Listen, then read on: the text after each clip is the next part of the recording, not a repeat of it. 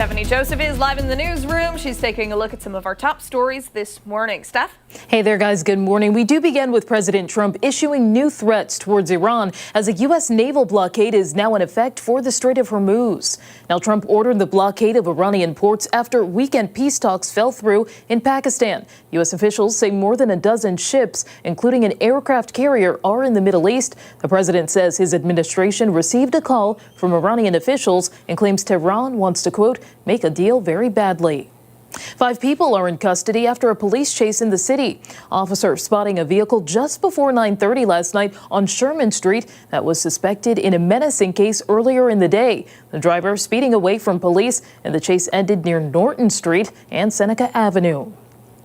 The bench trial continues today for the Henrietta man charged in the murders of his parents and sister. Rajab Benahi is accused of stabbing his family to death inside their home on Cathy Drive in January of 2023. Prosecutors say they expect the defense to argue he is not guilty by reason of insanity. The defense declined to comment after court yesterday. Happening today, the return of the popular Jazz at the Beach concert series. It's at Tropics on Lake Avenue in Charlotte. The venue will host free, family-friendly jazz concerts once a month through October. Starting things off today is the Rick Holland Jazz Band. The Fairport High Jazz Ensemble will open. Music starts at 5:45. And that's what you need to know. All right, Steph, thank you. All right, let's get a look at what we've got brewing for the next 2 hours, starting with a new opportunity to serve your community and maybe even start a new career. For this morning's Crime Stoppers, the Monroe County Sheriff's Office of Probation will join us in studio to tell us more about their recruitment efforts and how you can sign up for the upcoming civil service exam. Then a local tradition is celebrating 50 years in a big way. The Genesee Region Orchid Society is returning for its 50th annual spring show. We'll have a special flower display live in studio as we learn more about this year's show and how it's shaping up to be their biggest and most stunning one yet. And they are always so fragrant, Really the orchids they bring in. And later, get ready for a night out that benefits a great cause, all while having an awesome time. Holy Childhood hosting its Party at Center Ice this weekend. We're going to take a closer look at what you can expect from the ultimate night out, featuring local bites, of course, drinks, and entertainment from the dog. Before all of that, a check of our forecast on this Tuesday morning. Today, we'll be seeing rain and thunderstorms early on, but breaks of sunshine later. Meteorologist Marty Snyder tracking what we can expect throughout the day. Marty? Well, thanks, guys. Yeah, we're starting off with a few of those thunderstorms that have tried to form. A lot of that is mainly west of Rochester right now. We have had a few that have made their way through Monroe County, but a lot of it sitting just west of town right now. You can see a lot of it just moving east of portions of Erie County, Niagara County. So, again, we're going to see that continue to draw a little closer to Rochester, again, impacting some of our western counties first. And you can see some of those lightning strikes that are starting to form. And still have to watch some of these lines that are still more upstream and off to our west. A lot of that back into southern Ontario, where you can see some activity still trying to come together, and we'll have to monitor those for a little later this morning as well. So bottom line, not going to rain all day today, but still that chance is there for a couple occasional showers and or thunderstorms. A little more of a focus during the morning versus the afternoon. Highs today getting back into the low to even mid 70s, so another mild day. Again, a lot of it's going to be dry, but not quite all of it. Just keep that in mind. Back into the 70s over the next couple afternoons. Kind of a similar scenario tomorrow as well, where that risk is there for some thunderstorms. We'll see some pass through, but not an all-day rain. Briefly down a little bit into Friday, back up within a couple degrees of 80 on Saturday, and then we drop off into Sunday and Monday. That's going to be a more pronounced cool down for the longer term. But today, just a spring-like feel, and still a few showers and thunderstorms we'll have to see pass through, especially during some of the morning hours, and we'll continue to track those for you. That is seriously a spring-like forecast. Yep. A spring-like 7-day, Marty. Yeah, a lot of warm weather and a little bit of a cool down in there as well, but overall not too bad for this time of year. All right, sounds good. Thank you, sir. Hey, let's go off the top and start with some of the things that have piqued our interest. I will kick things off this Tuesday. A Southern California tech company wants you to get right with God, but it's going to cost you. It's going to cost you. The company is charging you $2 a minute to talk to Jesus. Not Jesus. They admit that on their website. They say Jesus AI is not Jesus Christ himself, nor does it possess divine authority. So what are you paying for? exactly? Well, it's an avatar modeled after an actor from a TV show that blinks slowly, has lips that don't match the words, and refers to himself in the third person constantly. And Jesus isn't even the only one. The platform also offers AI versions of Hindu gurus, Buddhist priests, and a Catholic chatbot trained on 2,000 years of church doctrine. It's really a pick your prophet kind of deal here. Just get your wallet ready. Here's what makes this a money grab and not a ministry. ChatGPT is free. Claude is free. You can get thoughtful, informed answers to spiritual questions from either one right now at zero cost if you're looking for guidance from an AI. But wait, there's more. Want actual help from an actual human? Well, a licensed therapist who can charge and diagnose you, treat you, and be legally accountable? Well, your health insurance copay, $25 to $50 per session. Okay? $25 to $50 per session. Weekly sessions with AI Jesus for nearly $400 a month. Or $25 in copay. $100 in total for weekly sessions with a real doctor. The CEO told the Associated Press his goal is for users to feel, quote, an attachment to the product. I say, sure, an attachment to the product to your bank account stays attached and Jesus gets his coin. I think that's what all this is. It's a money grab, my friends. This is not spiritual guidance. It's a subscription model dressed in a robe, banking on the fact that loneliness is expensive and the faith is a market that they want to be in. People have been selling Jesus in this country for a very long time. This is just one of the latest versions, and I'll tell you what, it ain't good. Wow. It's not. This is crazy. And constantly, you saw one of the videos there, he must refer to Jesus, Jesus, Jesus 8 times in that video. Why doesn't he say I or me? Because he knows he's not Jesus. Well, it's as if the AI knows that it's not. But don't they say that right when it starts? That it's role playing. Don't they say that when it starts? Well, the web, I mean, you have to be a very special individual to think you're actually talking to Jesus. Right. I would make the argument that no disclaimer is needed. What's happening over there? Is he singing? What are you singing? I was just thinking of the Phil Collins song. What Phil Collins song? And what does it have to do with this? I've been talking to Jesus. Oh. And have you been talking to Jesus? I don't know. Well, okay, so here's my thing. All of this seems very like it might go against what it seems Catholic sacrilegious. or Christian practices really are. Yeah. Right? It does seem like sacrilegious a little bit. You know, I think, at least in my opinion, and nobody's asking for my opinion here.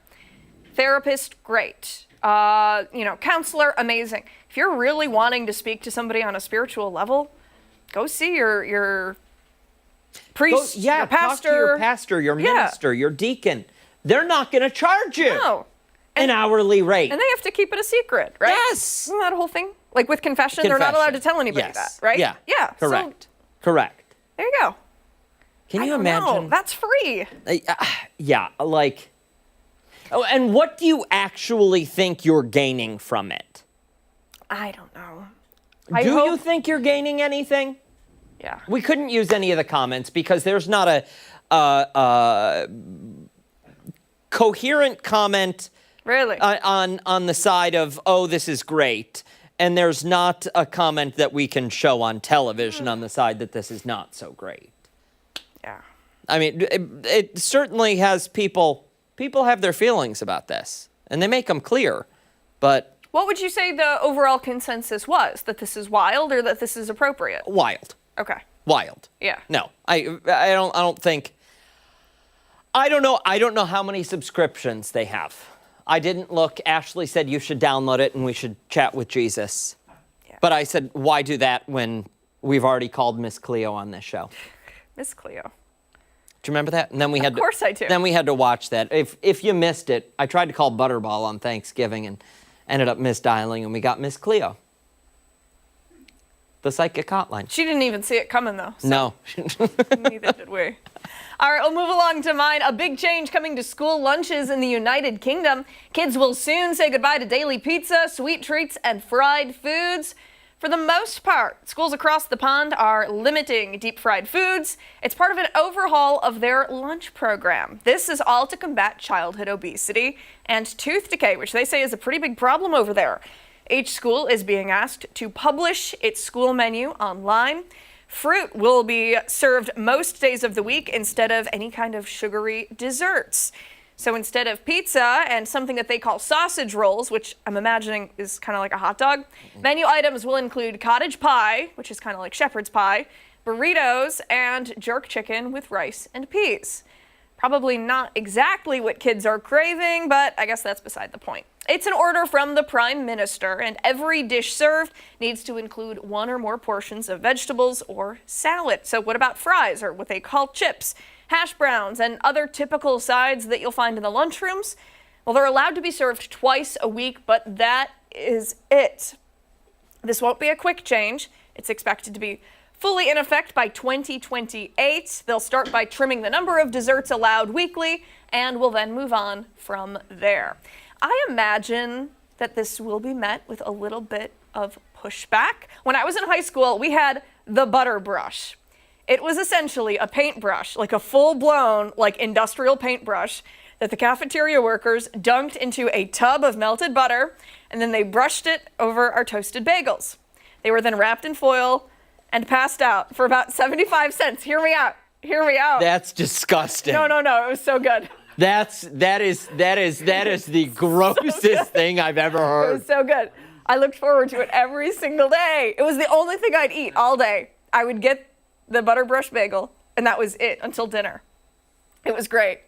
Everybody loved it. The line, I'm choking on my spit. The line would be wrapped around the cafeteria and then out into the hallway. Lockers, textbooks, desks, they were always kind of covered in like the remnants of the butter brush. Hold on. And you know they had to get that butter. Abby was gnawing on that thing during one of her classes. No, it wasn't. We couldn't have it. It was like It was roped off you would like a see pen them. at a bank. Yeah, no, we weren't allowed to touch it. You would watch them. It was like a conveyor belt. They would brush it, they'd wrap it, and then they'd like send it out, and you'd go get it. No. You know the sound that brush would make if you smack somebody on the cheek with it? Okay, so when the Healthy Hunger Free Kids Act of 2010 went into effect, the first thing to go was, in fact, the butter brush. God, how could they? There were nearly riots in the halls of our school. This garbage fake butter that didn't even spread was passed out instead. It didn't melt. It practically broke the plastic knives. Clearly, I'm not over it, but over time, I understood. Should you start your day with a pound of butter spread on your bagel? Probably not. It was a hard truth to swallow, just like that fake butter trash. But I digress. Let's take a look at some of the comments about what we were really talking about, the great cafeteria crackdown. This person said, banning deep-fried junk food and high-sugar items from school menus is a step in the right direction to fight childhood obesity, but it's absurd that the government is laser-focused on kids' lunches while turning a blind eye to a flood of unhealthy snacks, sugary drinks, and ultra-processed garbage sold everywhere to children outside schools. Another person goes on to say, as a father of 2 children with autism who are picky eaters, this is a stupid decision. Look, I get it about wanting healthier children, but there are children out there that simply won't touch healthy foods. Not because it's healthy, but because of the taste and texture. Somebody else writing in, how about they just bring back more PE, less than an hour a week at the moment? And then one other person writing, diet is actually 80% of fitness, so it's a good move. Include fun physical activities at least once a day, also to create a balance. I think exercise is super important. I'm sorry. I've had the hiccups like for a week. The hiccups, coughing. I mean, it's all over the place today. And the butter brush. How disgusting was that thing? We're bringing that up in final thoughts What are you today. talking about? I'm scarred. Why are you scarred? Because it's like my gag reflex when it took over. You eat some of the weirdest stuff I've ever heard of in my life. But the reason butter and cheese do it to me is because they coagulate. And I'm sorry. I didn't give it time to coagulate. I ate it so fast. You're drinking that thing. Abby drinking pulls it. up to that butter box and she just sticks in a straw and goes. Listen.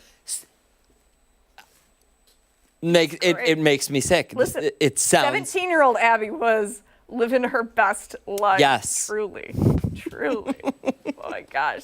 I can't believe you're judging me that hard for it.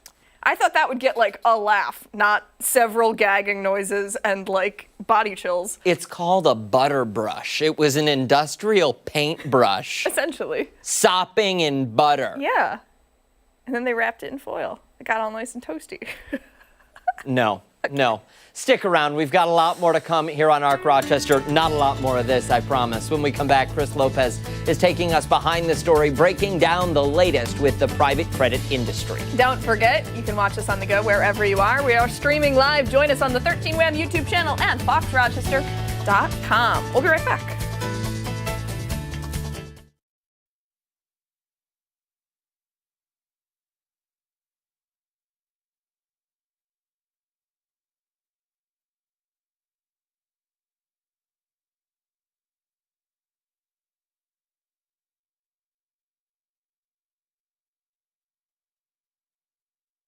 Like a whatchamacallit? They would use for like marinade or whatever. Like a grill brush, not a grill, but you know what I mean. And that's how I put it on. It spreads easier when it's melted. Don't look at me like that. I believe you. I believe you. In Florida, there's help. In Florida when they need to, Thank you. This is not English. What is this? No. I have an example. Just ask me how it works. Greek it down. Break it now. Break it down. Break it down. Yeah. What is it? How did it start? I don't even know if I'm gonna be able to get to all How that. 'Cause everyday I have an example for you guys. What can Vex do? It's chicken scratch, man. Wow. I got a good example though to break it down for you Okay. guys where you're gonna understand. So, I'm gonna use every why Rory's don't in we- here. Why don't we start with that? Yeah. Okay. It's my presentation. Oh, they need you to sit. Oh, okay. Sorry. No, it's okay. Oh. How are everyday people exposed? We'll see if we can get to that. Okay.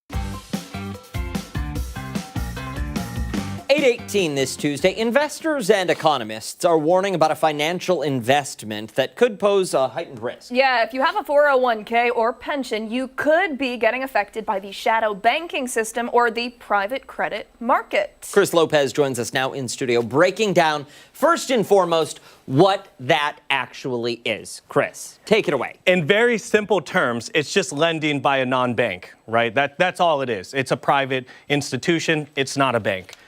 That's what it is if I just had to simply break it down in one sentence. Now, a lot of people are like, okay, so what's the big deal, right? I have an example for you guys. Okay. All right. Okay.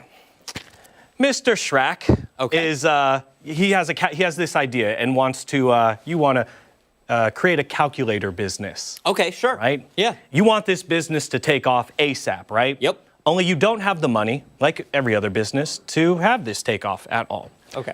You go to a traditional bank, Abby's bank, and you say, look, this is my business prospects. I want a calculator business. It's going to take off. Don't worry about it. Abby goes to Rory, her analyst. Rory says, no, not going to happen. Why? The cell phone. It doesn't look good for calculators. I know Dan wants to make these calculators go crazy and do a ton of stuff, but the cell phone would crush his business model. Dan, disheartened but not discouraged, goes to Mark McLean. Oh, Mark God. McLean is not here, but he is the private credit, okay? Mark McLean wants to chase returns, right? He has investors that give him money so that he can lend out to businesses like Mr. Schrack's calculator company, regardless of how risky that is. However, Mr. McLean is going to rip Dan's head off when it comes to paying that loan back. Bank's going to charge you, I don't know, 4%. It'll be fixed. It'll be very boring. It'll be very straightforward. And a lot of businesses love that. However, remember, you can't get that loan. That's why you're talking to Mr. McLean. Yes, no, we're not going to get into that. Mr. McLean says, okay, Dan, your business plan's a little shoddy, but I'll give you a chance. I want 15%, and it's going to be variable rate. Variable rate meaning it varies. So if interest rates rise, that 15% could turn to 20%. If interest rates drop, that 15% could turn to 10%. McLean has investors that he needs to pay. They get the spread, meaning that Mr. McLean is charging you 15%. He's going to give his investors that give him the money to give to you 10%. He keeps what's in between on top of that fat fee that he charges you to initiate the loan. Remember, your business plan is pretty faulty. It's not great. Cell phones are taking over. Your business plan is now starting to go downward. You're not making a ton of money. Do you think you can repay back that loan at 15%? And we'll say the interest rates have gone up to 25% now, and that's what Mr. McLean is charging you. You can't even make rent. Do you think you can pay back Mr. McLean at all? Yes or no? No.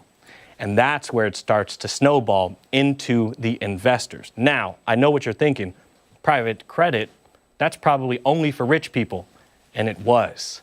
Wall Street always has an affinity for taking what is for sophisticated institutional investors. They eventually run out of them. Last time I checked, there's more billionaires than there isn't billionaires, right? So they need to market this to other people. Here comes the regular, everyday people like you and I. The firms that you invest your money in with pensions and 401ks, Blackstone, BlackRock, KKR, those are private equity. They take your money and give it to Mr. McLean. To give to me. To give to you. And you want to know something that'll really blow your mind. The industry is highly leveraged. So let's say you ask for that $1 billion. Mr. McLean says he's not going to let you know this. He only has $500 million from his investors. So what Mr. McLean does, he goes to Abby's bank and says, I have great credit. I've been doing this for years now. Can I have $500 million? Abby says, yes, Mr. McLean, you have great credit and you've been doing this for years now. I'll give you the $500 million. Unknowingly, that Mr. McLean is going to give the money right back to you, mister, who she denied, we'll say, a few weeks ago. Wow. And that is the domino effect of private credit. So it's not looking great. No. It's not. Two companies went bankrupt a while back, four poor businesses. One of them was First Brands Group, sold car parts. The other one, Tricolor, it was a subprime auto lender. Subprime meaning bad credit scores. So you can see how that went. So a lot of companies, I think it totaled out to be a $1.3 billion loss. Wow. Yes. But yeah, that's what's going on in the private credit market. I'll explain a little bit more how investors can protect themselves in about 20 minutes. Okay. Sounds good. Thank you, sir. When we come back, it's time for a little weather trivia. Yeah, meteorologist Mark McLean will join us on the other side of the break.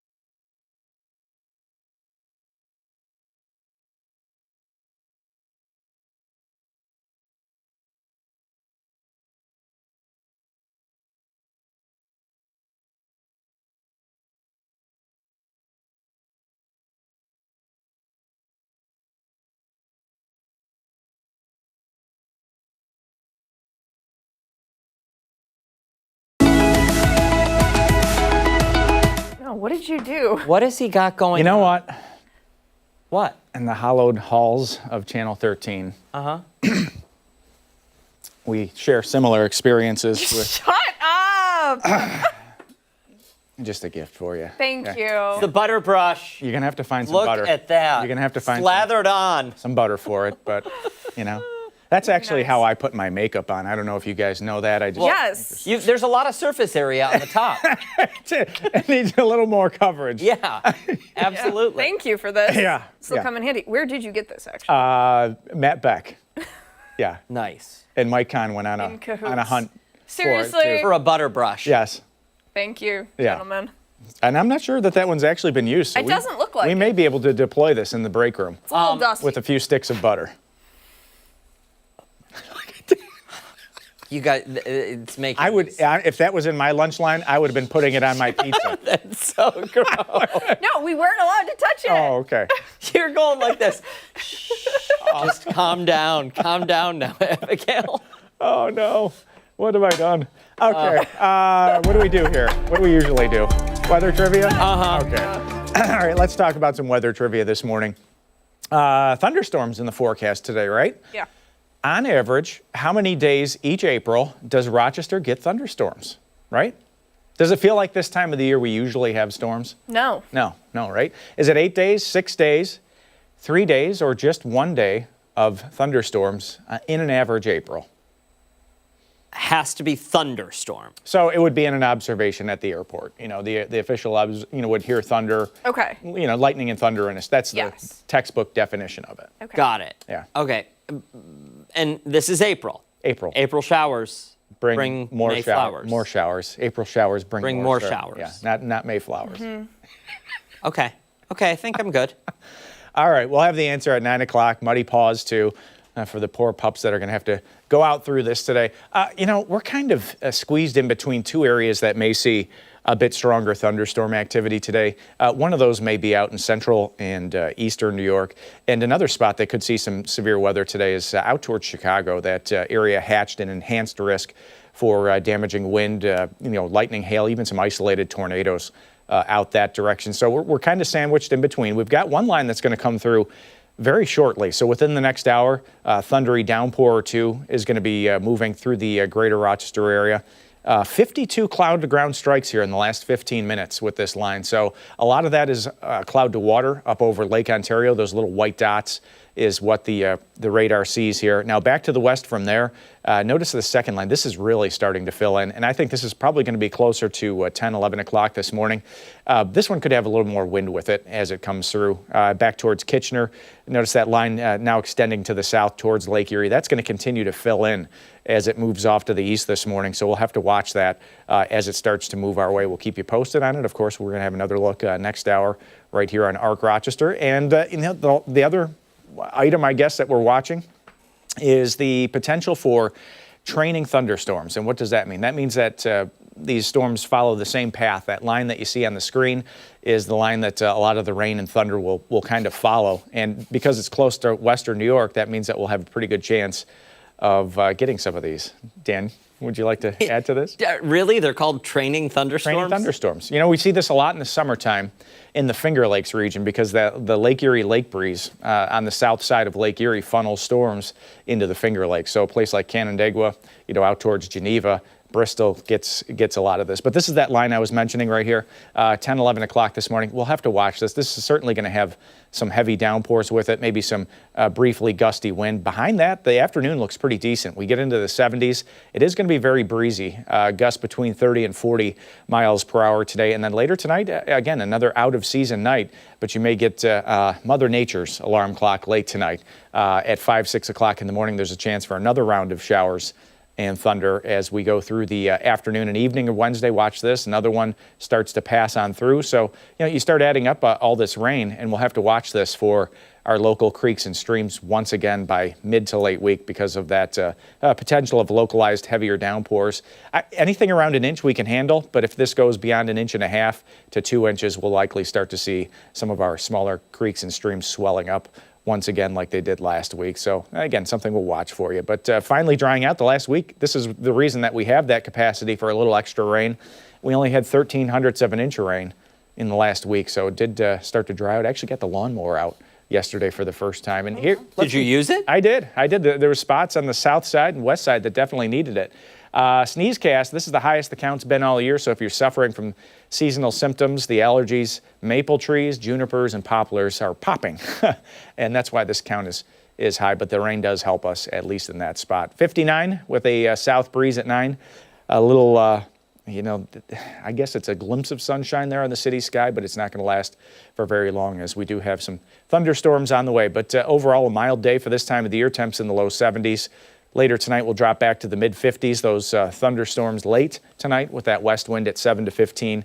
And the 7-day forecast is not heading in a direction that you probably want to see for early next week. Don't really love that. Yeah. Yesterday was the average last day of snow, Yeah. which is an average last day of snow. It's Listen. an average for a reason.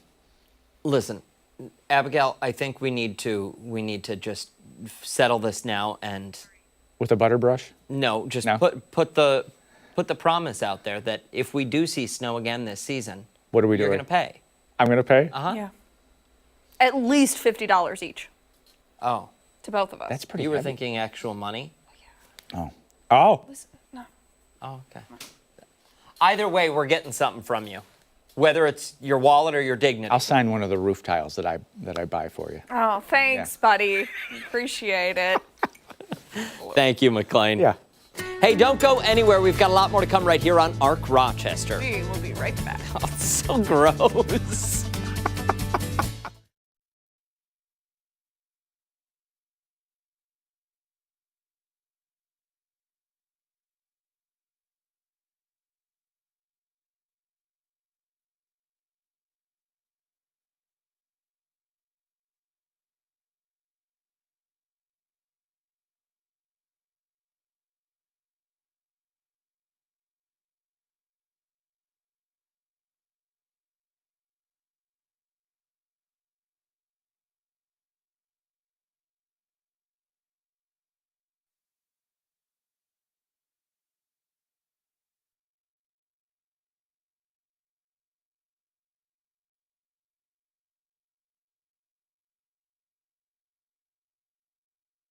Squeeze it. And butter would drip out. Hi, Angela. Good morning, Angela. Hey, good morning. Let me see something. I want to see. I'm going to switch back to see if it's closer. That's so weird. What am I doing?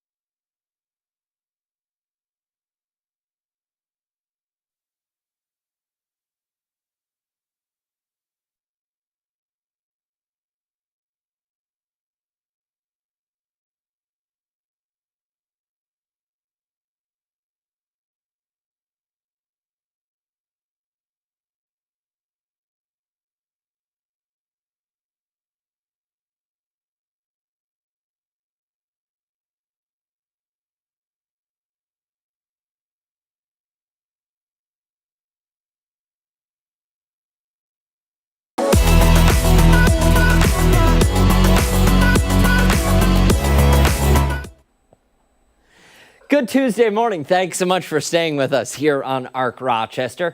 We want to take you behind the story this morning. The FBI is warning of a growing number of identity theft scams targeting older Americans. National correspondent Angela Brown explains the warning signs.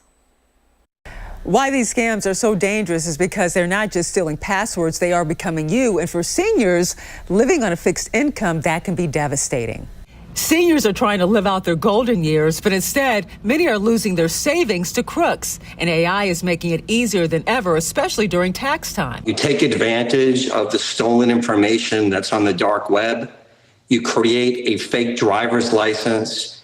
You go to a tax office where they're providing or having you do a selfie and have a trusted referee. And then all of a sudden, You have taken over someone's identity. But this is a year-round crisis. This new report found that identity theft losses surged 70% for older Americans. Identity theft complaints involving Americans 60 and older totaled over 5,300 complaints and over 48 million in reported losses in 2025, a jump from the year before. People are more sensitive to these scams right now because it's tax time. Once again, just last week, the FBI sent out this warning, pointing out these AI robocalls or misleading tax advice to trick you out of your refund. In Washington, D.C., I'm Angela Brown. All right, Angela Brown joining us now to talk more about this story. Angela, this is concerning and very scary for our loved ones. Yeah, especially when you look at, you think of people 60 and older being targeted by these scams. And I wanted to point out, because I don't know if I clarified that enough in that story, and I was thinking about it yesterday. When we talk about that 44 million, they're talking about identity theft. Just isolating that category. We know there are so many other scams that unfortunately the seniors fall for, that they're losing billions of dollars. But when you look at identity theft, that's what the number they came up with. But yeah, it's very concerning because they can get you, right, in so many different ways. Your information can be on the dark web, or they can find your information another way. And especially if it's your mom or a grandmother or grandpa, whoever it may be, they're living on a fixed income and they can't afford to lose any money.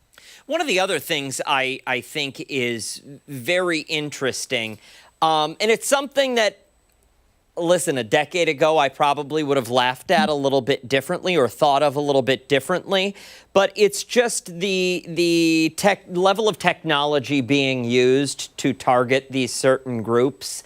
I think of myself as someone who is pretty wise to these things, but I have absolutely fallen victim to some of these kinds of things. I've never lost any money, but right. You just don't know. You actually just brought a pretty good point, because I was reading this before coming on, or yesterday, I should say. I think younger people have more complaints, like they file more complaints about these scams or people targeting them. But like you said, they're less likely, at least according to this one report that came out, when it comes to identity theft, they're less likely to lose money.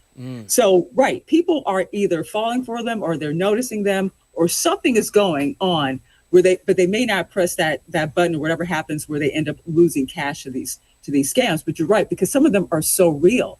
They can use AI maybe to clone a friend's voice if they're that sophisticated, or the websites look so real. Yeah. And now with AI, it's just hard to tell what's real and what's not in a lot of these cases. And I imagine it would be a hard conversation to have with your loved one, either if, they are coming to you saying, I became a victim to this kind of scam, or you go to them saying, I think you're a victim of this scam. That another good point, because I was reading somewhere that a lot of these seniors, they're embarrassed by it, so they don't come forward as much in some cases to report some of these crimes, because they feel it's something to be ashamed of. But what you just said, anyone could really fall for these type of scams. And it is hard to talk about because they're older. You always want to seem as though, that this wouldn't happen to you, and you don't want maybe your loved ones to think of you in a certain way. So there's, for some people, a shame that comes with this, especially when you think of some of the romance scams that we hear that some seniors are falling for. But really, in my opinion, there's no shame in any of this. It's rather be, open, report it, and talk to someone about it. I absolutely 100% agree, Angela. And I think it's a perfect opportunity to remind our viewers, because we have a segment on the show Crime Stoppers. And I would say once a month, we're talking to a different police agency from across the greater Rochester region about these kinds of scams, whether it's, the grandparent scams, gift card scams, banking scams. They run the gamut. There should be zero embarrassment. You fell for it. That's okay. It's in the past. Let's work on preventing that, keeping that from happening to anyone else in the future, and maybe, just maybe, trying to recover anything you might have lost.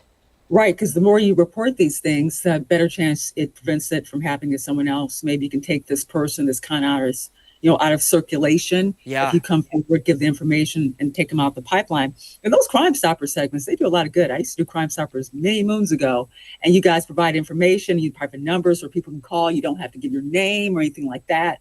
So, it's easy to tip people off if you can. Angela, we have about 30 seconds left. The biggest takeaway from this story, if you had to pick one. Okay, I always get, in fact, my anchor, Jan, and I were talking about this, just the sheer amount of money, billions of dollars lost to scams. And you're talking about just one segment of the population. Identity theft, of course, a little bit lower, but when you look at all cyber crimes, we're talking billions and billions of dollars. That is so much money that's lost every year to these crooks. So yeah, people, if this happens to you, probably coming forward is one of the best things, just to get some of these people, these crooks, off the pipeline so they can't do it to someone else. Angela Brown from the National News Desk. Thank you so much, Angela. We appreciate it. Likewise. Take care. Much more to get to this morning on ARC Rochester. When we come back, we're going to check in again with Chris Lopez. He's breaking down the latest on private credit. And don't forget, you can take us on the go wherever you are. ARC Rochester is streaming live right now on the 13WAM YouTube channel and foxrochester.com. Stick around. We're back after this.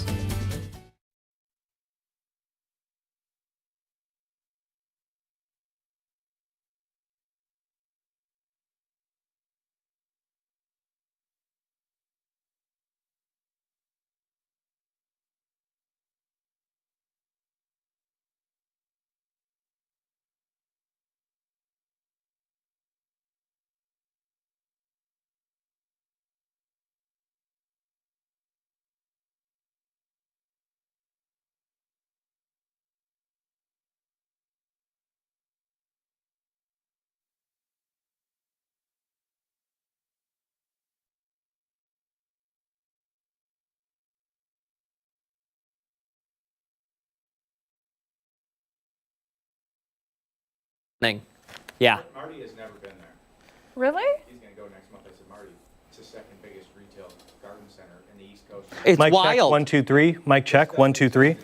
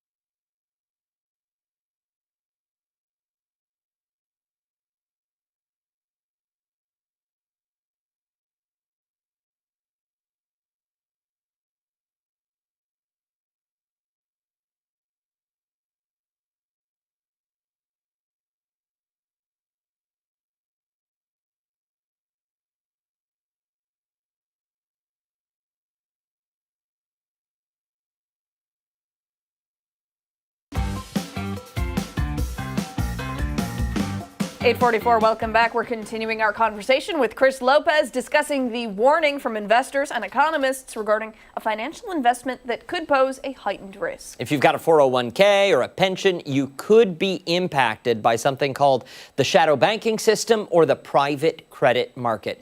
Chris has been breaking this down for us throughout the morning. Chris, I know in your last half hour, you kind of gave us an explanation. You explained it based on the people here in the studio of what those things were. Yeah, I can't do it again. It would take up this entire hit. It's. But is there anything you want to piggyback, anything you want to add into that description? Man, that's a tough one to go back into. Okay. I'll just say I hope you caught that. But private banking or private credit is lending by a non-bank institution. I do want to say, because how did it get its start? People are like, well, how did this happen? How did this get so big? I mean, in the year 2000, it was a $40 billion market. Billion, right? Gigantic. Financial terms, not that big.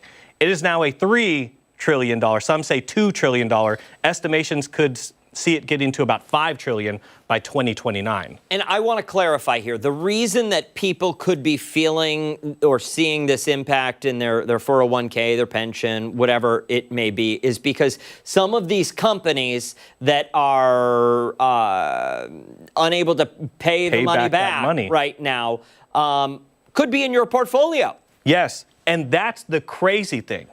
is most people, possibly you two and us in the room, I know what's in my portfolio, but a lot of people don't look at what's actually inside their 401k. There's something called a prospectus. Who the heck wants to read that? I don't know if you've ever seen one. It's this thick, and you're going to have to read all of the small fine print and see what's in that portfolio.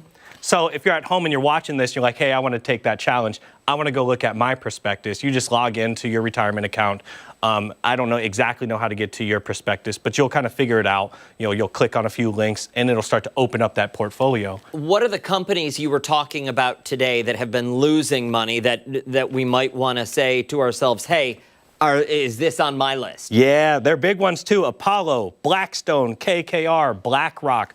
All of those buzzwords and companies that you've seen in the media, even regular media. It doesn't have to be financial media. Everyone has most likely heard of BlackRock or Blackstone, KKR. These are gigantic private equity firms that hold tons of insurance policies, tons of 401ks, 403bs as well, another retirement account. And that's what people of, we'll say, our company, Sinclair, buy into. And so when you do look into that prospectus, you can find terms like alternative assets, direct lending, multi-strategy income funds. That is all, trying to get around the term of private credit. Okay, so if somebody's watching and they're realizing that's the case, what can they do? Are they just kind of out of luck? You can shift around what you're invested in, right? It's your money. You can do with it what you would like to do with it. So I would advise, if you're not comfortable with this stuff, go ahead and maybe ask a financial advisor. Look, I don't want any exposure to this. It looks teetering. It looks like it's teetering. It doesn't look too promising. I want out. They will gladly shift your portfolio away from that. The key is knowing, though. A lot of people, I don't believe, know, because they're not going to know what alternative assets mean. What the heck does that mean, right? If you're not a financial type, you're going to be like, I guess it's alternative. It's got to be something, right? Well, it's private credit. That's what it is, to just one of the things that's in there. Or multi-strategy income funds, all to confuse people, right? Wall Street likes to think they're smarter than the everyday investor by using these big words, and they're just speaking, in hidden terms, really. What happens in the case of defaults? Man. Are there bailouts? Do we go back to 2008? So that's the rumblings right now, is that it looks, as of right now, that the cracks are starting to form, and this really does start to look like the beginning of 2008 in the financial crisis. There's overexposure. I mean, there's some wacky stuff that's going on with these private credit firms. I told you guys, for an example, that when you go to one of these private credit firms, they may not have all the money that you are looking for, so they go to a bank. So the bank is now exposed, and everyone does their banking through a bank, right? They don't just keep their money underneath a mattress. So now banks are exposed. I believe the number was $300 billion is how much banks have invested, whether it's directly by giving private credit the money, or they also invest in the private credit companies as well, which means there's a lot of exposure as of now, more than I think people would like to think about. A lot of money on the line, Lopez. A lot of money. Yeah. Thank you, sir. Time right now is 8:49. When we come back, we're taking a closer look at recruitment opportunities for the Monroe County Office of Probation. We're back after this.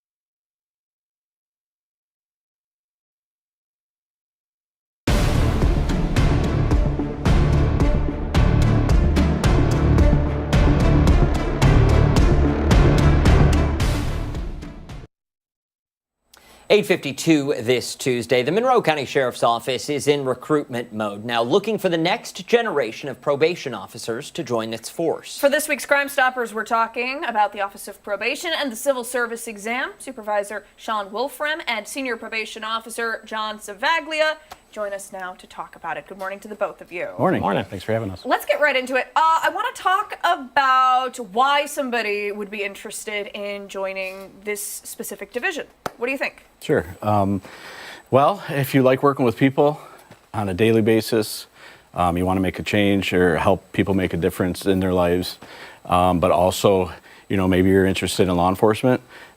We do that on a daily basis, right? So we're working with people, trying to, get them employment skills or get them connected to different services to change, their behavior, what got them on probation.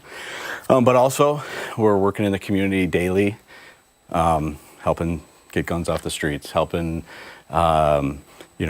people stay in the right direction. So. For somebody who might be unfamiliar, we hear the term probation. So-and-so's on probation right now. What does the day-to-day of a probation officer look like? Yeah, so we have a bunch of different departments within the probation building. So we have family services department, we've got criminal services, we have pretrial services. So really what a day-to-day looks like depends on what clientele you are working with. So for example, I work in our family services division. So I'm working with young men and young women that have unfortunately picked up a charge or have gotten in trouble in the community to try and get them back on track. So for me, it's day-to-day is contacting the schools, making sure they're on track to graduate, making sure they're attending, or maybe getting them mental health supports, or if they have drug or alcohol needs, drug and alcohol supports, things along those lines for them to really learn from the incident that occurred and move forward from it so they can put it behind them so it doesn't define who they are as they continue to grow up. I want to focus more on that part. This doesn't define them. They have the opportunity to move on. I imagine that can be a bit of a mental hurdle for some of these individuals. Yeah.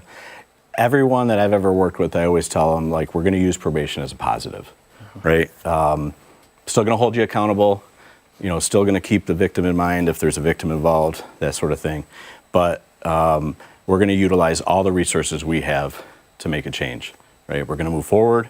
We're going to maybe work on cognitive behavioral interventions, put things in place to make sure that we don't go back to where we were. We're not doing the same thing we were doing that got us here. A good check to keep people on track, right? Yep. Okay, and then what does probation look like for an individual? Sometimes individual might come in multiple times a week and meet with us. We're out to the house multiple times a month. Or more. Depends on, we do risk assessments, so we're determining whether or not this person is a higher risk to maybe commit an offense or another offense. And if that's the case, we're going to really overload and put a lot of effort into that person. There might be individuals that have worked through, like we said, they've worked through those things with us already. They've been on probation for a period of time, and they're lower risk. So they're not necessarily getting all that oversight because they've kind of made it to that point where now they're able to sustain that without probation at some point. Right. When it comes to the exam, what do people need to know if they're at home watching and they're thinking, this might be the right avenue for me? What do they need to do? Sign up is the first thing. Deadline is April 24th at 5 p.m. So you have to go to the county website, Google Civil Service Exams, they'll find it. Sign up for the probation exam. Like I said, April 24th, 5 p.m. is the deadline. June 27th is the exam at 8:30. And that depends on where you are in the county. Sometimes it's held at different areas. So just make sure you're signed up by April 24th at 5 p.m. And then hopefully we'll see everybody down taking the exam on the 27th. And how many open positions are we looking to fill right now? As many as we can, honestly. We are hiring now. So if somebody signs up for the exam by April 24th, we're going to be reaching out prior to the exam actually taking place, something that's a little different. We're going to be starting the background information, investigation and all that, and then we'll get them through the process. They may be starting before our academy, which is June 22nd is when our start date is. So they may start in our office, do some stuff with us, start the academy, and then, the test results usually don't come out until September anyway. So they may be hired prior to that, or hopefully we would like to hire people prior to that. Nice. Any kind of physical requirements? We have some physical agility that's implemented in the academy.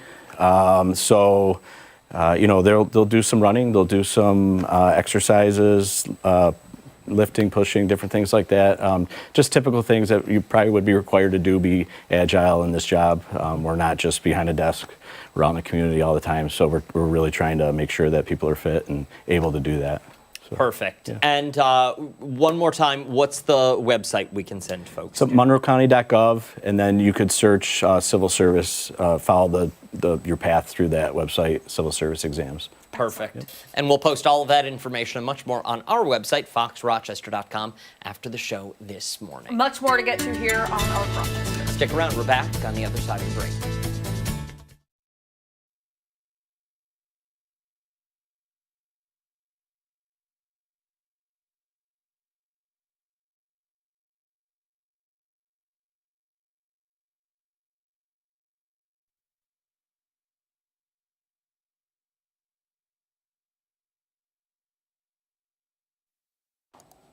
Mic check, test, test, test, test, test, test. Okay.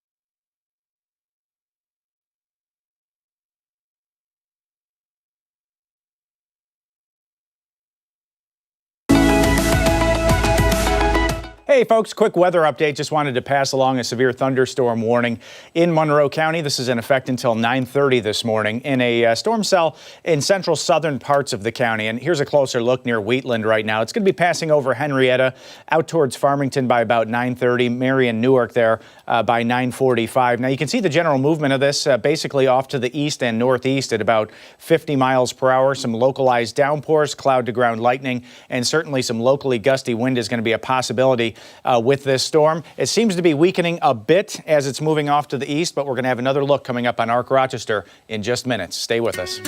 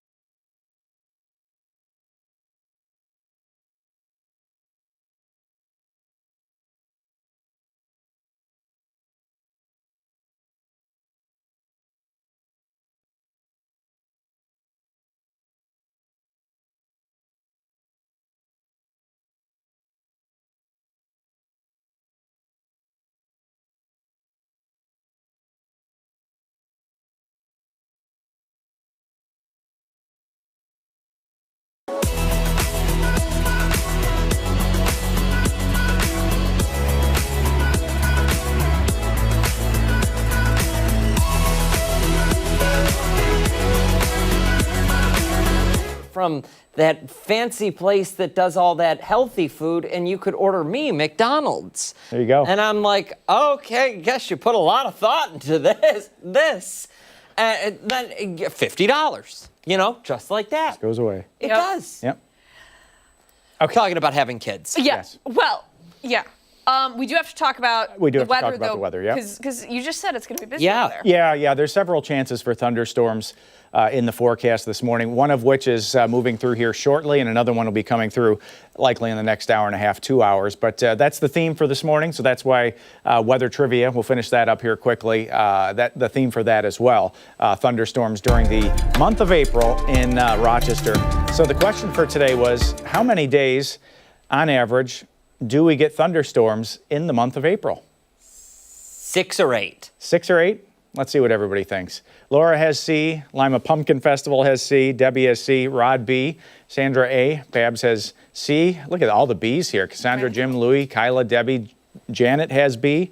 Stephen has B. Crystal, David, Lori, B. Barbara A. Marlene has C. Barbara has C as well, as does Paul and Ron. Mary Jane and Danielle have B. Ian with an A this morning. Any more up there? Oh, we do. Look at this. Allison, Tim, Barb, Tom, C. Sarah B.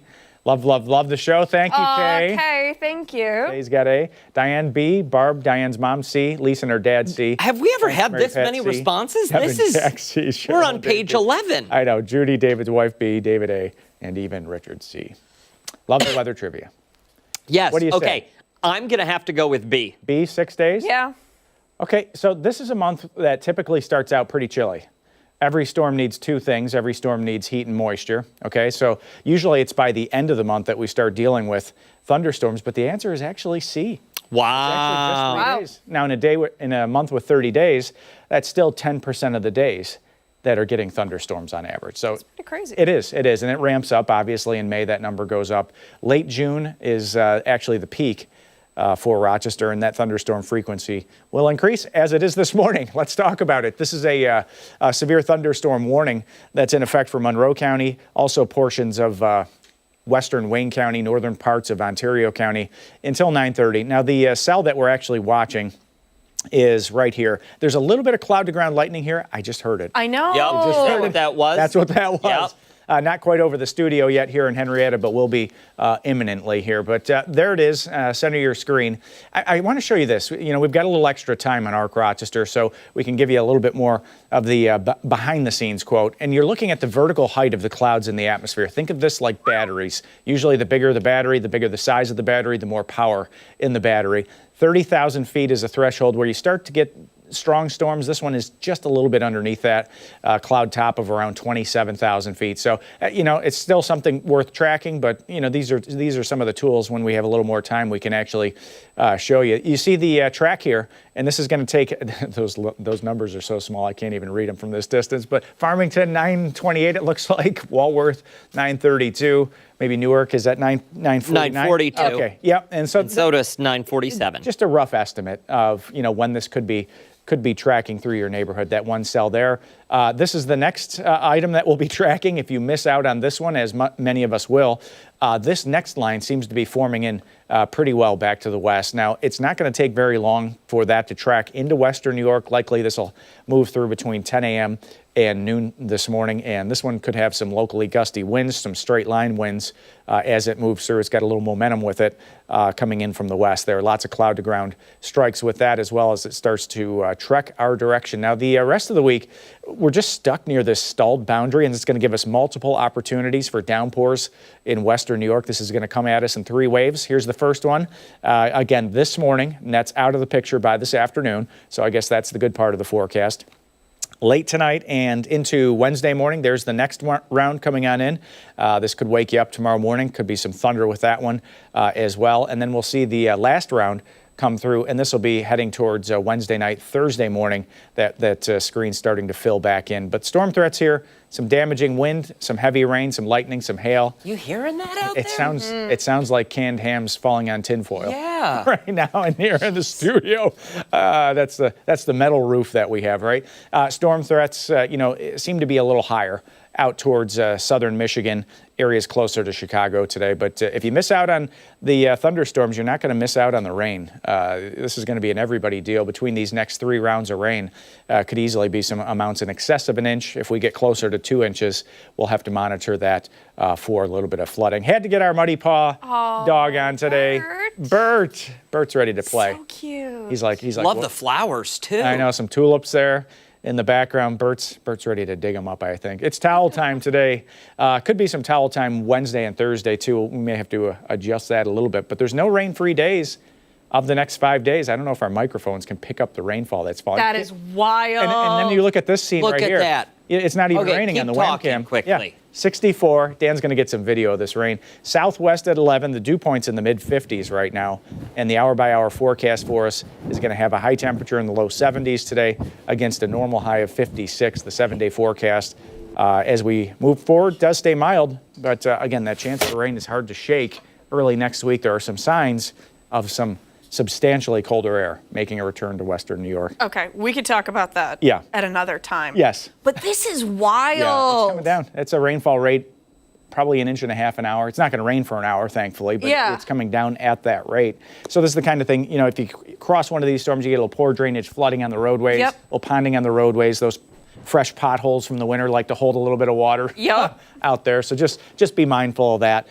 This next line will have tracking for you between 10 a.m. and noon. That one could have a little bit more of a punch to it. We'll see. Okay. All right. So like maybe decent afternoon to take a nap on the couch. It is going to be a nice afternoon. It's going to be a breezy afternoon. Temps in the 70s. Here's the Wowzer. Our newest weather spotter. Ashley, I just sent this to you, but I'm wondering if I hold it up to the camera, can you guys just zoom in maybe and see it? We'll give it a I know try, you've got that I guess. weird protection thing on your screen. I do, but let's see. It's coming down. You can really hear it. I'll do it to 2. Is this parking lot video? Or notifications. Yes, parking lot video. Oh, there you go. Yeah, turn it a little bit more. Let's see if that camera can actually. Sure, this is great video, isn't it, Dan? There we go. There you go.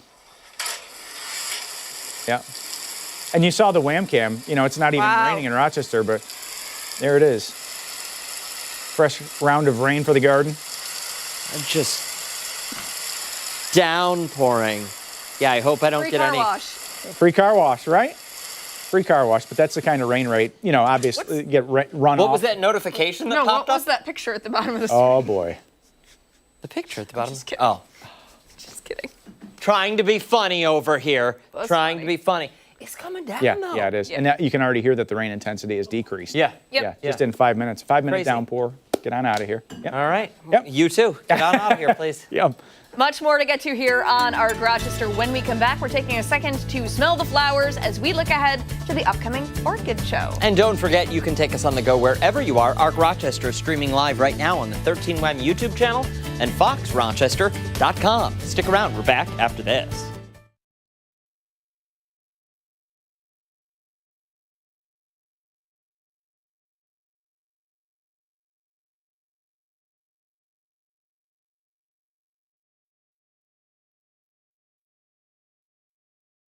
Ashley, I don't know if that came through.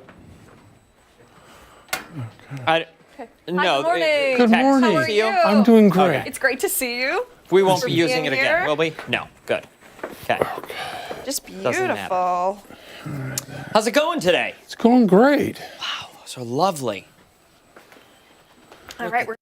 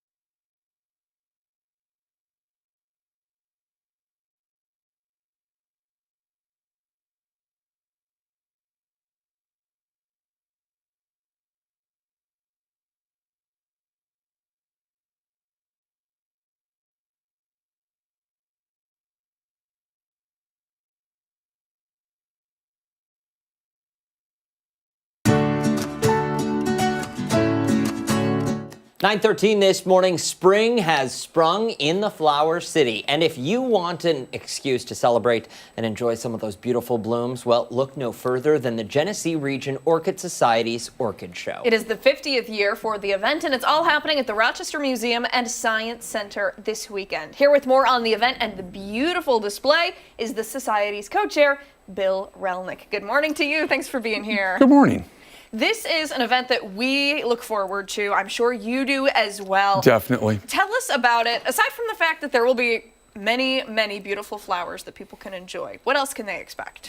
What else they can expect besides the flower, we will have flower exhibits. So there's going to be about 10 different exhibits. Our society itself will be putting on 2 exhibits. And then we'll have vendors. So if you're interested in purchasing orchids, there'll be that opportunity. We have an orchid jewelry lady who will be a vendor this year. We'll have some pottery. So there's going to be a lot of stuff, but it's all really focused in on the orchids. Every year, this event seems to get just a little bit bigger and a little bit bigger and outdo last year just by a little bit. How do you maintain that? Well, the interesting part is being our 50th year, the very first show only had 225 people that were in attendance in 1969, so obviously very small. A lot of it has to do with the growing interest in orchids. So like now, even 15, 20 years ago, you didn't see orchids in the grocery store and stuff like that, so they weren't necessarily as easily available. Now people realize that they are available, they're easy to pick up, you can grow them. Our society is there to help you learn how to grow them and be successful. Well, they're beautiful, but many of them take quite a bit of care, yes? They're a little finicky? Well, the thing is, the interesting thing about orchids is that they really like, I call it benign neglect. Because if you actually, more people will kill them from overwatering them than underwatering them. So what they like is a nice cadence and consistency. It's not a lot of effort, but it's when they want it and when they need it. And it also depends on like, if you grow, like all these orchids have different needs. This is a nice collection of the different varieties. So that's one of the challenges also. Like you can grow a bunch of Phalaenopsis, they need all the same care, but this Tolumnia here is going to need a little bit different care and stuff like that. So that's, once again, that's where we come in to help educate. We will have education classes throughout the show about repotting, about orchids, how to take care of critters and crud. So, our charter with the AOS is really about education and orchids. One of the things I find really intriguing about orchids, and I'm going to point it out, is the root system on these things. Yes. That coming right out of the ground and just growing out of the plant into the air. Well, the thing is that's the interesting part about orchids. All these orchids are what we call epiphytic. They grow on the side of a tree. They're not parasitic. They take nothing from the tree. It's kind of like almost a picture on the wall. The picture doesn't do anything except for hang there. So the roots are very adapted to clinging. That very thick root you see there, that's designed because the roots will grow into the cracks of the bark and expand. It's like the great stuff. You spray the foam and it expands, and that anchors the plant. And this one here, the Tolumnia, it has the little roots. It's actually a twig epiphyte. It's growing in the upper canopy, and the roots actually weave between the twigs. Oh, wow. So they're really designed to be out in the air and not in the ground. Tell us a little bit about the paintings that people can enjoy. Okay, so this one right here, this is Paphopedidium evelynti. That is for my grandmother. It's a hybrid that I registered, and a very good friend, Elmar, did this watercolor. And we also have art as part of what we exhibit at our show. So. Absolutely incredible, and people will be able to look at all of not only the real flowers, but the still life flowers on display. Yes. Very cool, very cool. One more time for somebody sitting at home, when, where, how do we get tickets? Okay, the tickets are at the door. It's at the Rochester Museum and Science Center. It's at the Eisenhart Auditorium. There'll be a big banner that says Orchid Show today. Since it's not in the main building, it's off to the side. We're open on Friday from 1 to 5, on Saturday 10 to 5, Sunday 10 to 4. Perfect. Very good, thank you. All information will go over on foxrochester.com. Very nice. Hey, don't go far. When Arc Rochester returns, Stephanie Joseph is here breaking down some of our top political headlines. We'll be right back.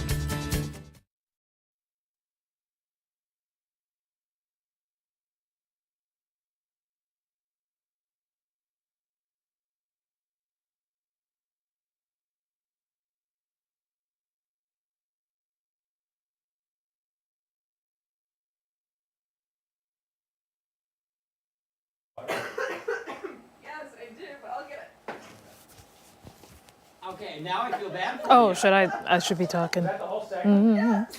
Hey, Chris. I don't like my eyebrows today. I know they can hear that at home, but not my favorite. I'm fine. I inhaled weird and inhaled all of my spit.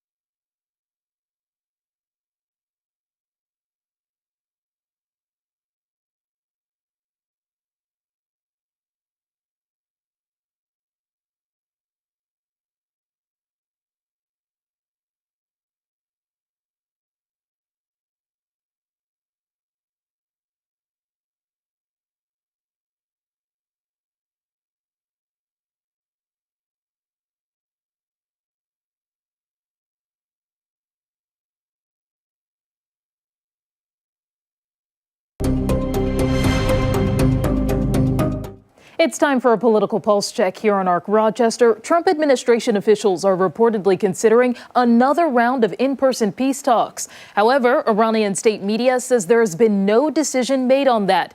Neither side could come to an agreement over the weekend. Sources say the U.S. pushed for a 20-year minimum suspension on Iran's uranium enrichment, which is crucial to nuclear development. The New York Times reports Iran wanted a 5-year pause instead. The 2-week ceasefire is expected to expire on April 22nd.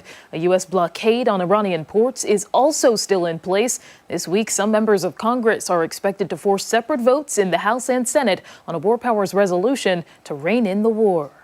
We can't let a country blackmail or extort the world, because that's what they're doing. They're really blackmailing the world. We're not going to let that happen. It is long past time for the U.S. Congress to assert its role to put an end to this conflict, to make sure that we reinstate Congress's authority to declare war or Meantime, Secretary of State Marco Rubio is expected to host talks between Israel and Lebanon in D.C. The topic of today's conversation will be security for Israel's northern border and Lebanon's desire for sovereignty.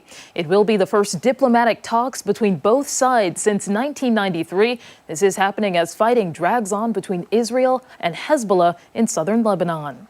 Turning now to Capitol Hill, where Democratic Congressman Eric Swalwell is planning to resign. At least 4 women accuse the California representative of sexual misconduct, including alleged rape and unwanted touching. In a post on social media, Swalwell apologized to his family, staff, and constituents for, quote, mistakes in judgment he's made in the past, while still denying any wrongdoing. It comes a day after he ended his gubernatorial bid and the House Ethics Committee opened an investigation. Social media creator Ali Samarco, who accused Swalwell of sending her nude messages, reacted to his resignation. I think that it was 100% the right thing for him to do. I think it should have been done even sooner, but I'm glad that he did it. I don't think that putting him back into a congressional office would have been good for anybody. And I don't think those women in his office or on Capitol Hill in general should be around him for one more day. Meantime, Texas Representative Tony Gonzalez is planning to step down today, too. In a statement on X, the Republican congressman said, quote, there is a season for everything, and he plans to file his retirement once Congress returns today. Last month, Gonzalez admitted to having an affair with a staffer, which violates House rules. She later died by suicide. The House Ethics Committee launched an investigation into the relationship. They plan to hold a vote that could have kicked him out of Congress. Gonzalez also suspended his campaign for re-election. People on both sides of the aisle say his resignation and Swalwell's were necessary. They should resign. They did despicable things. It's a lot more prevalent. I think there's more members of Congress that are guilty of things similar to Congressman Swalwell and Congressman Gonzalez, and we just haven't seen them basically get caught. And finally this morning, you may have seen this viral moment circulating online, a woman delivering DoorDash to the White House. Sharon Simmons, otherwise known as her shirt as DoorDash Grandma, brought 2 bags of McDonald's to the Oval Office on Monday. In a post on the company's website, DoorDash said Simmons is from Arkansas and has 10 grandchildren. The delivery was meant to highlight how the president's No Tax on Tips initiative is, quote, helping millions of workers keep more of what they earn. Nice to meet you. I have your DoorDash order for you, Mr. President. That's very nice. Look at this. This doesn't look staged, does it? They're all your favorites. The reason for this is the fact that I heard you picked up an extra $11,000 that you didn't think you, because the tax bill was so big. I'm here about Pizza. no tax on tips. Are the White House good tippers? Do you know? Wait. Potentially. Yes, very. Mr. President, can I ask you something? That's good. Thank you. You reminded. And President Trump ended up tipping her $100, as you saw there. Be sure to stay with ARC Rochester for your top political headlines. We are back after this.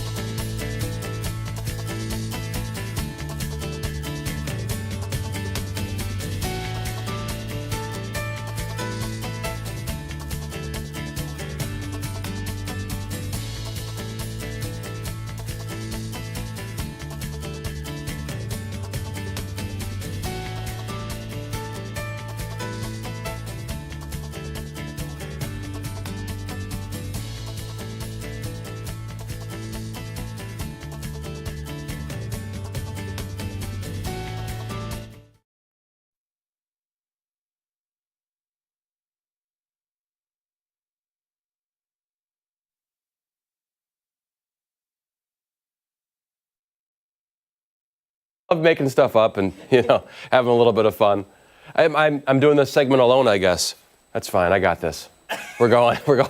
Just get up and move from seat to seat to seat. Yeah, just like ask myself a question and say, well, that's a great question. It's like a short video on YouTube, just where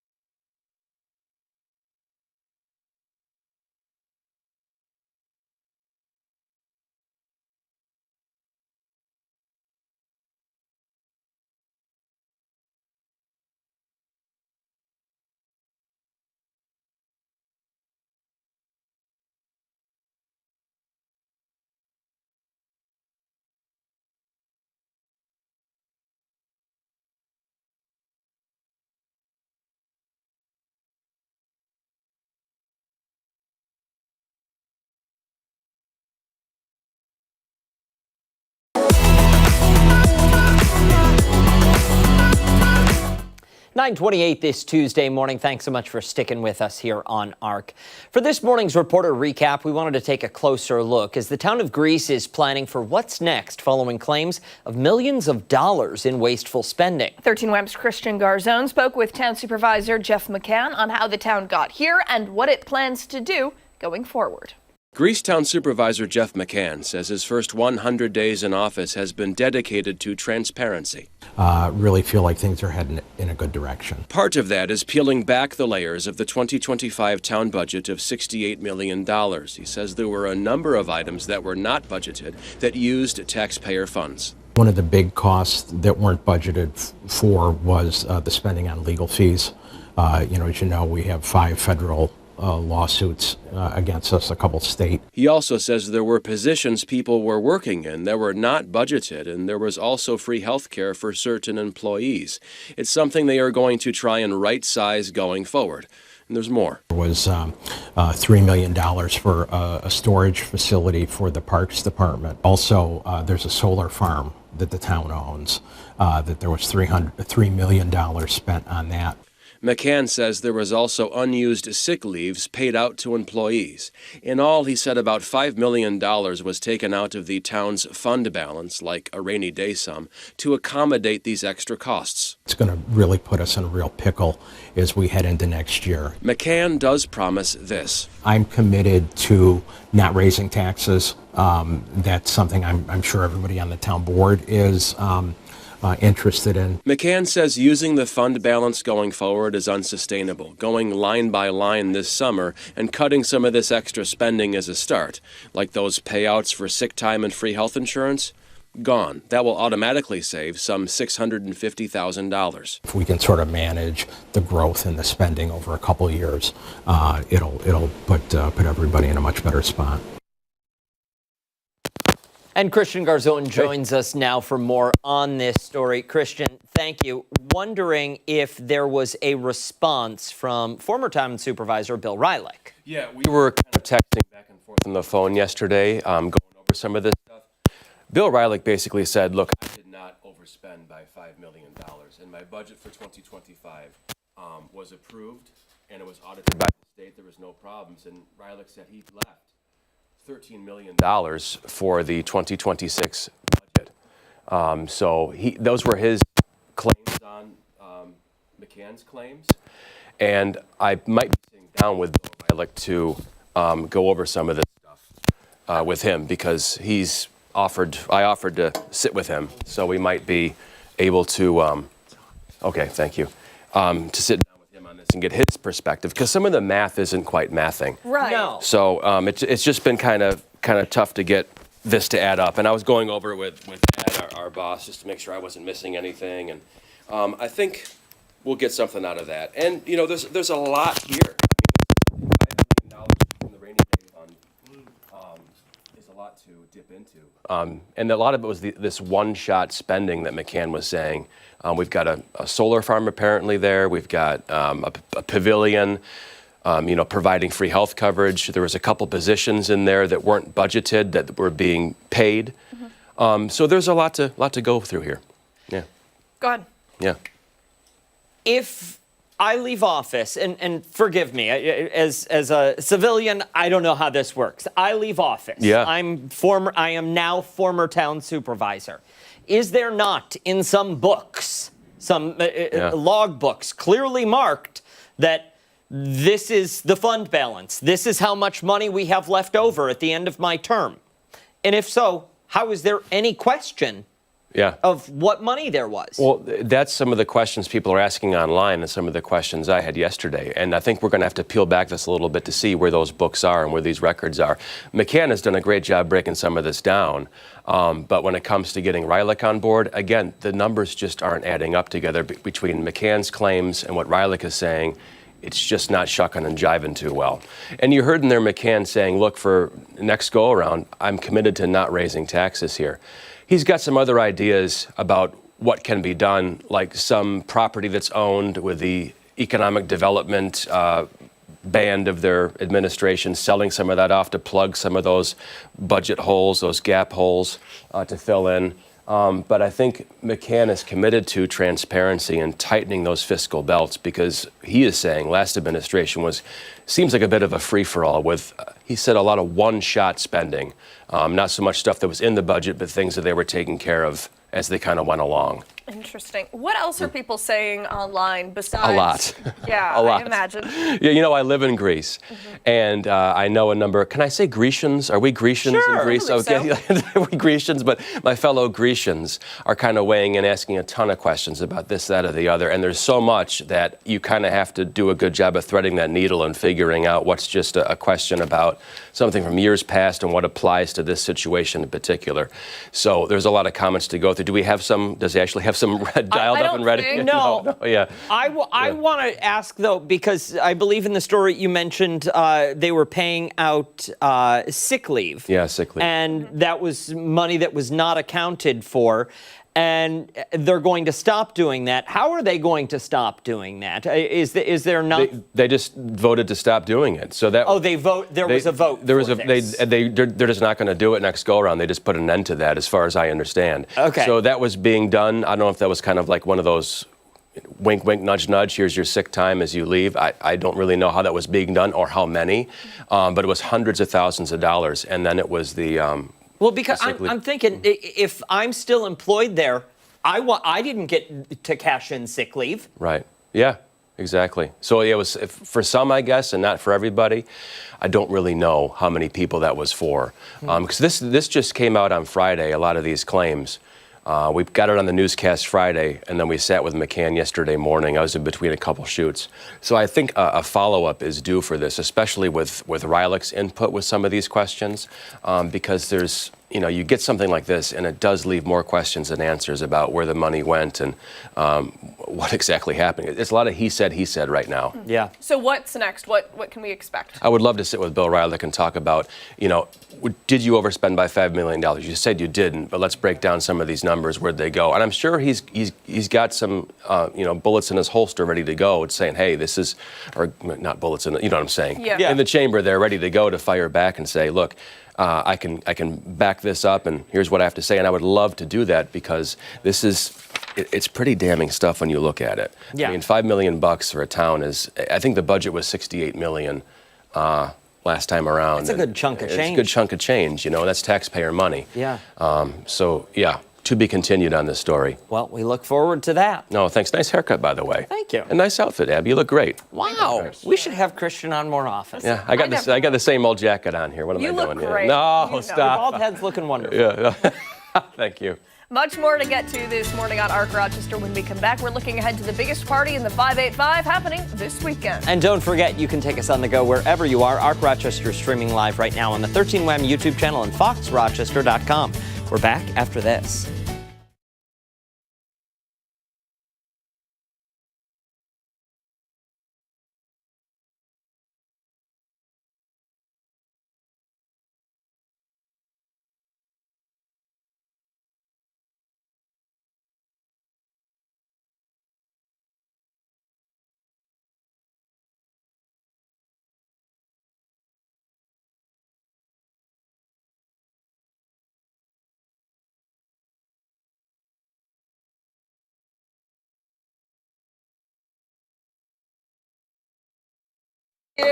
Thanks for coming in. Good morning. Right in these two chairs. Okay, which one?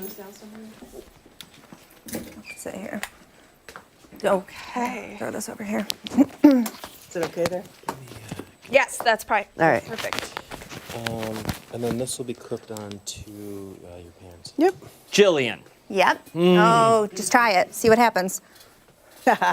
Nelvicchio. Nelavico. Nelavico. Yep. Okay. Just like it looks. And Didi? Huh? Donna Didi. Yeah. Beautiful. Nelavico. Nelavico. Nelavico. Mm-hmm. I'm glad we all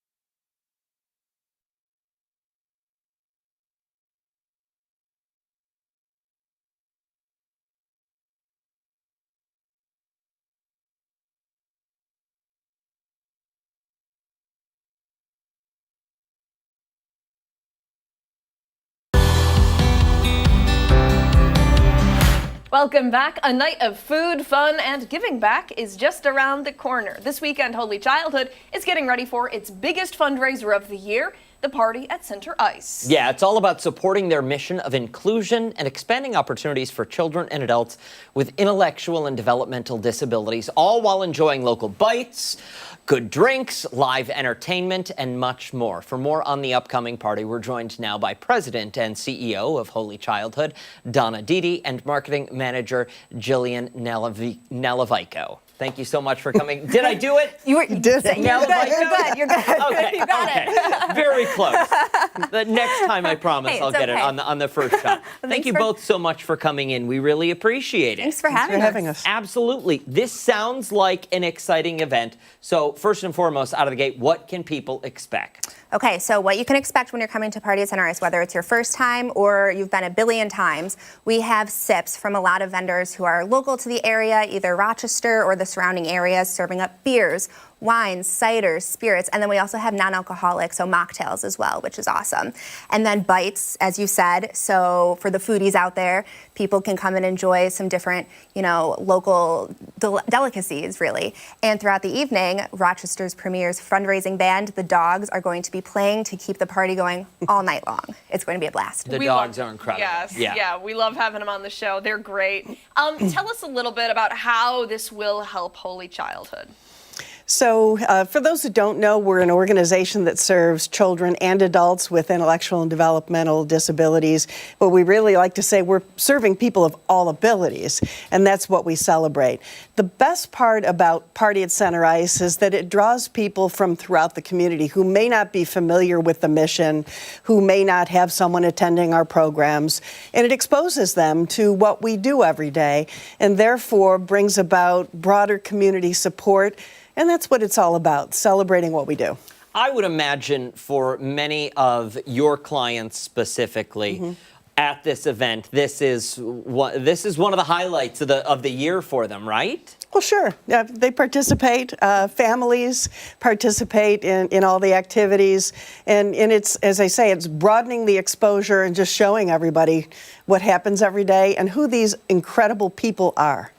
How many years have you guys been doing this? This is the 13th. Okay, Yep. so how has it grown over the years? What once started as Wine at Center Ice has grown and developed into Party at Center Ice, because we were so much more than just wine, and we really wanted to reflect that with our name. So we just get bigger every year and incorporate, the ciders and the spirits and the wines and everything that, Wine at Center Ice was, but at a different level. I want to back the train up just a little bit and circle back to Holy Childhood, where it really all begins, and just focus on some of the services and supports that are offered there. Again, you mentioned developmental and intellectual disabilities for both adults and children, assisting families with that. But how so? What are those supports that you put in place? So we're about providing a continuum. So the school program serves children ages 5 through 22 from over 40 school districts from throughout our region. And so school districts may say, you know what? We don't have a program that best serves this particular child, and that's where the referral comes from. We focus on the education, we focus on work-based learning, so developing skills and exposure to work opportunities and interests, even in school. And then when they graduate, we have a wide array of habilitative employment services so that we're exposing people to what can be and how so they can be most independent in the community as they deserve to have that opportunity. And then the continuum is we have Special Touch Bakery, where we're employing people competitively, making pies and other baked goods now with a recent acquisition of Lanavera Specialty Foods under our umbrella now. And so they're learning real job skills and they're making a living as well. And then we're even serving people into retirement, so through our habilitative services. So it runs a continuum, and that's what we're all about. I imagine over the years you've seen some really wonderful stories. What has that felt like over the years? It's gratifying, individual people who are succeeding at life and work as they define it. they're choosing what their interests are. We're providing skills so that they can evolve and grow. And to see the success and the pride in what they're contributing to their community and how their community recognizes them, there's nothing more satisfying than that. I bet that makes it all worthwhile. Absolutely. Oh, Absolutely.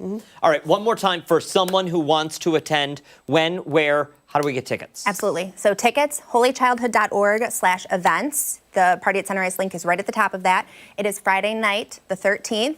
I'm sorry, not the 13th. Oh my gosh, 17th. the 13th event, rather. The 17th at the Tim Hortons Iceplex. General admission starts at 7, but VIP hour starts at 6. So nice. tickets are available.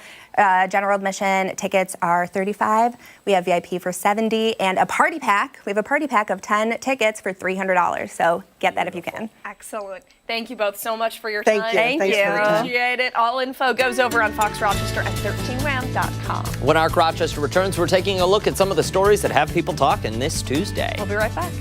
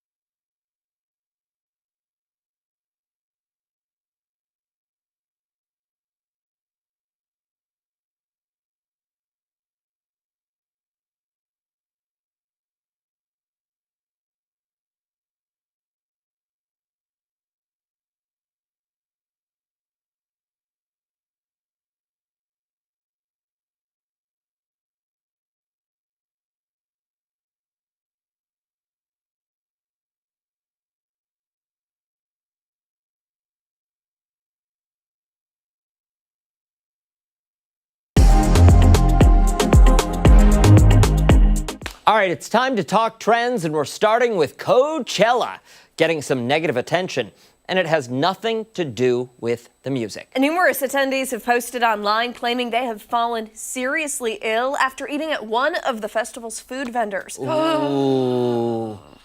The vendor, Spicy Pie, was selling slices of pizza. Okay, now here's where I'd be angry. Selling slices of pizza for $25 a slice. Good Lord. The pizza in question, which was sold at multiple booths during Coachella, sells a slice topped with pepperoni, jalapenos, and crushed red pepper. For $25. Hundreds of festival goers posted on TikTok warning other guests to avoid the pizza after saying they were vomiting and had to miss some of the performers they bought tickets to see. Others reported experiencing symptoms ranging from nausea to churning stomachs and intense diarrhea. Guests began to post their warnings with the hashtags Pukechella and Sickchella. One attendee even documented their visit to one of the on-site medical tents, claiming they suspected the pizza as the cause. They went on to say that they planned to report it to festival staff. Coachella organizers have not commented on any food-related incidents. People online are calling this situation ridiculous, demanding that concert organizers compensate those who were sick, since a single day ticket was priced around $1,000. Others online are saying these things happen. Not even Coachella is safe. I'm sorry. If you're paying $25 for a slice of pizza, it better be the best pizza I've ever had in my life. Better not make me sick. And I kind of would hope that it's not coming to me like on a paper plate. You know what I hate to have to tell you, it's coming to you on a paper plate. No, I know, but I'm saying, like, I would have a hard time I would be like, $25 for this, like. I would have a hard time justifying $25 for a slice of pizza. Yeah, we're on the same page. Yeah, like that's just, no. If you want to, for a large pizza with toppings, okay. That's like how much. Sure. Yeah, that's like a medium pizza now, right? Yeah. If you were to like get it delivered. Okay, I'll pay that. Yeah. But for a slice, no. And then a slice that's going to give me food poisoning? No. No. Also, I'm sorry, that is a very bold statement. That this pizzeria specifically made me sick. Like that, let's toss an allegedly in there. Allegedly made them sick. Yeah. Yeah. Because you know what goes on at some of those festivals. There's some weird stuff happening. A lot of weird stuff. And I don't know if we've seen the tent game this year, but people are pulling up and setting up full-on apartments. That happens every year. This is not new. There was one guy this year he brought his apartment. No, I'm telling you it's not new. Okay, well, I'm telling you it was new as of yesterday morning. Okay, all right. It doesn't matter. Either way, wild to spend that much money on pizza. No pizza should cost $25 ever. Pack a granola bar. Yeah, honestly. Bring your own food. Can you do that? Can you bring food into granola? Yep. There you go. Why are you... make pizza. Bring a pizza oven. All right. Take a grill. Take a grill. A grill pizza. Turning now to a new beer arriving just in time for warmer weather. PBR, Pabst Blue Ribbon, announcing a collaboration with Grillo's Pickles to create a limited edition PBR Grillo's Pickle beer. Nope. According to the brand, the collab was developed as a way to prepare for summer, creating a refreshing new beverage. According to the announcement, the collaboration is transforming a dive bar classic into a portable reality, featuring a delightful mix of flavors that promises to tantalize your taste buds. With an ABV of 4.7, the pickle beer balances the maltiness of PBR's classic lager with the crisp dill-forward flavor of Grillo's Pickles. The beer is crafted for easy drinking, making it an ideal companion for your summer gatherings, from backyard barbecues to beach bonfires. Do you want to speak up a little bit so we can all hear you? They're putting pickles in everything now. I know. There were pickle Oreos. Chex Mix. We had Pickles Oreo. Oh, I got the receipt this morning. Don't worry. Pickles Chex Mix at the gas station. Didn't buy them.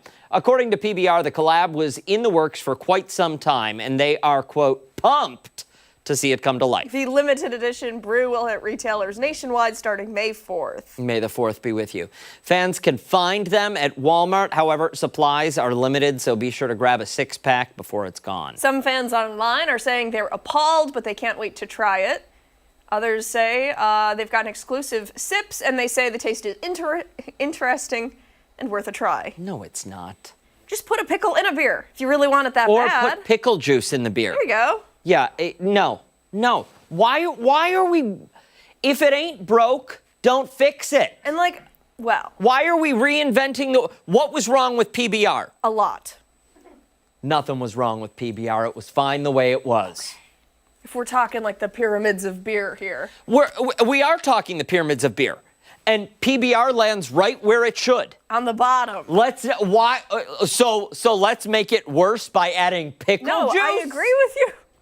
I agree with you. No, it belongs right where it is. Yes. It's doing nothing wrong the way it is. Yeah, we're not going to make it anymore. Why are we going to make it worse? You know, we are willingly making it worse. It's like we are saying, we've got a round wheel, why don't we make it square? Yeah. The only thing that would make it worse is if Grillo's partnered with Natty Light. That would be bad. Straight to jail. Just wait till May. Did you order it? You guys will be trying it. Did you order it? You can't order it yet, but I will be ordering it. I'm on vacation. No, you're not. Are you? I don't know. I'm going to I'll be. make sure you're Take me with you. Okay. I'm not drinking dill pickle beer. That's disgusting. Hey, don't go anywhere. When we come back, it's our final thoughts, and we have to talk about the butter brush. We don't have to talk about it. We'll be right back.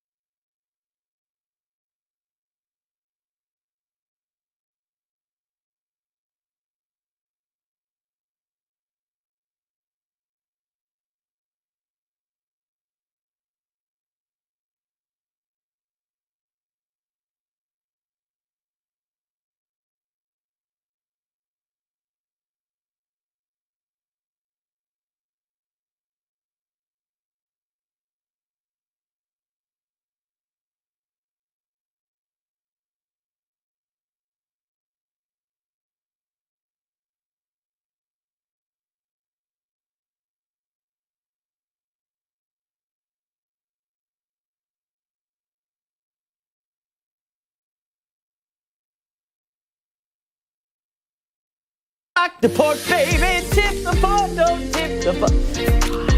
Oh, wow. That's amazing. I didn't know our mics would be on. Well, they're on. Stop.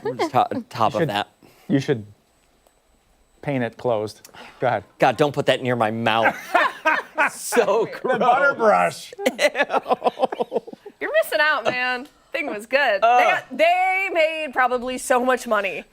Can I see quick? Yeah. Can you see Abby sitting at the lunch table going, yeah, and then, One more swipe, please. No, we Tongue weren't it in. allowed to touch it. How many times do I have to tell you? Whatever they put on it was what you got, which is why they loaded that sucker up. So you went back for seconds? It was like a sponge. No. Can you guys stick my bagel in the butter for a little bit? Oh my Just God. let it soak. Just let it float. You guys you're missing the point of this. Steph, you get it, right? Come on, it sounds good. I'm on board. I like a lot of butter on my bagel. Like a paintbrush amount. I am. Like an industrial paintbrush. But it's got to be a one and done. Be really right. toasty. That brush goes in the garbage after day one. New brush tomorrow. I don't know. How do you clean it? It was one of those before lines. I got weird about like germs and hygiene and She stuff didn't like care that. about this I back know. then. I was immune, probably because of the butter brush. Yeah. Probably. And that does it for us here on Arc Rochester. Wake up with us again tomorrow morning starting at 4:57 over on 13 what butter Wham, channel? ABC. What butter channel? Much more live local news later today. It's our butter 13 Wham channel. News at midday.